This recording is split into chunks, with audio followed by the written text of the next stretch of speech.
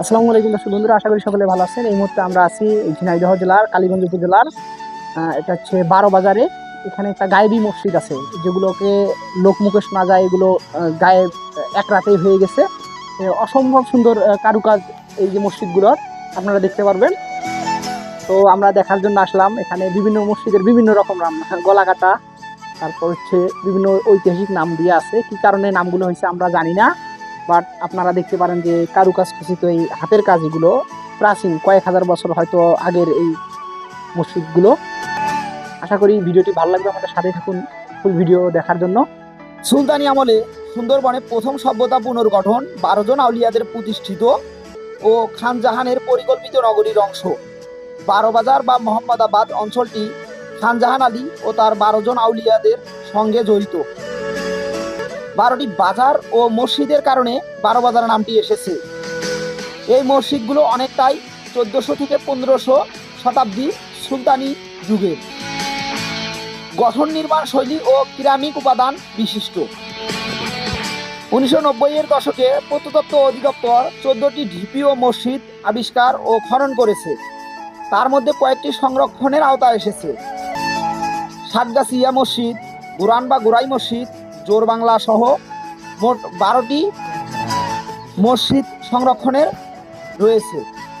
আমরা এখন গলাকাটা মসজিদের সামনে আছি। ঝিনাইদহ 12 বাজার ইউনিয়নে তাহেরপুর 12 বাজার সড়কের পাশে অবস্থিত একটি সুলতানি যুগীয় স্থাপত্য।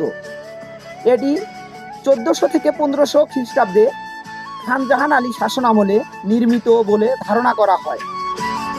গলাকাটা মসজিদ শুধু একটি মসজিদ নয়, এটি 12 বাজার অঞ্চলে সুলতানি স্থাপত্যের একটি অনন্য স্মারক। এই 6 গম্বুজ বিশিষ্ট মসজিদটি পড়েছিল মাটির নিচে চাপা। প্রত্নতত্ত্ব অধিদপ্তর 1992 থেকে 1993 সালে মসজিদটি খননের মাধ্যমে উদ্ধার করে। পাশে রয়েছে গলাকাটা দিঘি। রাজা তার প্রজাদের বলি দিয়ে দিঘিটি তৈরি করেছিলেন, যার ফলে দিঘির নাম রাখা হয় গলাকাটা এবং দিঘির নাম অনুসারে মসজিদটির নাম রাখা হয় গলাকাটা মসজিদ। গোরার বা গোরাই মসজিদ সুলতানি যুগের অনন্য নিদর্শন, যা 1500 থেকে 500 বছর পুরনো বলে ধারণা করা হয়। এটি ঝিনাইদহ কালীগঞ্জ উপজেলায় বিলাট দৌলতপুর গ্রামে অবস্থিত। মূল মসজিদটি একটি বৃহৎ গম্বুজ ও আরও 3টি ছোট গম্বুজ নিয়ে গঠিত একটি 4 গম্বুজ কাঠামো। 4 কোণে 8 কোণ বিশিষ্ট মিনার রয়েছে প্রতিটি গম্বুজের পাশে। 1983 সালে বাংলাদেশ প্রত্নতত্ত্ব অধিদপ্তর ওয়ালভুক্ত খনন কাজ চালিয়ে মসজিদটি উদ্ধার করে। প্রত্যজনরা মনে করেন এটি হয়তো হোসেন শাহ বা নসর শাহের আমলে বিল করা হয়েছে। এই মসজিদে মুসল্লিরা নিয়মিত নামাজ আদায় করে এবং দর্শনার্থীদের আগমন রয়েছে। তবে প্রাচীর বেষ্টন কিছু ত্রুটি ও এখনও সংরক্ষণ প্রয়োজন। মসজিদের নাম আছে গোড়ার মসজিদ। এখানে দেশি বিদেশি অনেক মানুষ আসা যাওয়া করে, মুখী ভাত হয় শুক্রবারে। মানুষ এসে মান্যত দেয়।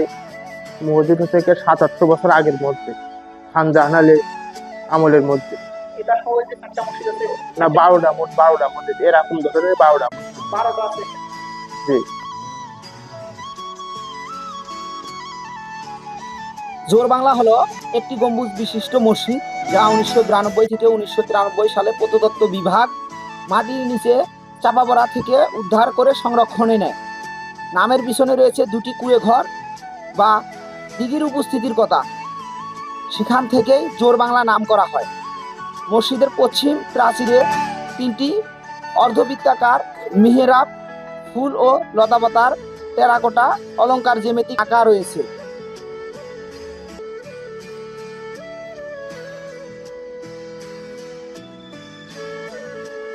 আপনারা যারা এই 12টি গাইবি মসজিদ ও ঢিবিগুলো দেখতে আসতে চান, তাদের জন্য বলে রাখা ভালো, আপনারা সরাসরি ঢাকা থেকে যশোর কিংবা ঝিনাইদহ আসতে পারেন। এই স্থানটি 12 বাজারে অবস্থিত এবং 12 বাজার ঝিনাইদহ এবং যশোরের মাঝামাঝি স্থানে অবস্থিত। ঢাকা থেকে যশোর কিংবা ঝিনাইদহের ভাড়া এসি ও নন এসি বাস অনুযায়ী 650 থেকে 1350 টাকা পর্যন্ত হয়ে থাকে। তাছাড়া আপনারা সুলভ মূল্যে ট্রেনে করে আসতে পারবেন। 12 বাজারে আসার পর আপনারা 150 থেকে 200 টাকায় ভ্যান রিজার্ভ করে এই 12টি স্থান দেখতে পাবেন। তবে বলে রাখা ভালো, এখানে আসলে আপনারা গাজী কালু ও চম্পাবতীর মাজার সহ আরও অনেক দর্শনীয় স্থান দেখতে পাবেন। আশা করি ভিডিওটি ভালো লেগেছে। পরবর্তী ভিডিওর জন্য লাইক কমেন্ট শেয়ার করে আমাদের সাথে থাকুন। আল্লাহ হাফেজ।